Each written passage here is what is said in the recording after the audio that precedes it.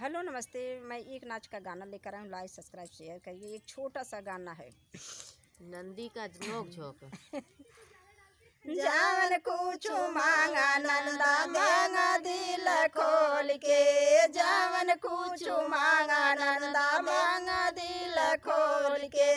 आरतन मांगा बर्तन मांगा हमरो हंडा छोड़ के, आरतन मांगा बर्तन मांगा हमरो हंडा छोड़ के।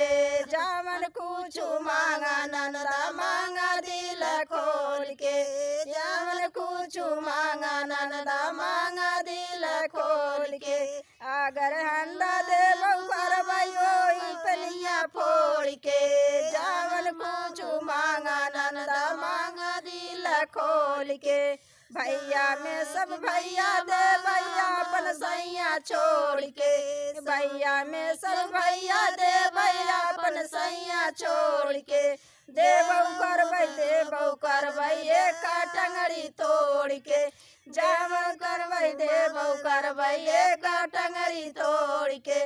जावन कुछ मांगा नंदा मांगा दिल खोल के, जावन कुछ मांगा नंदा मांगा दिल खोल के।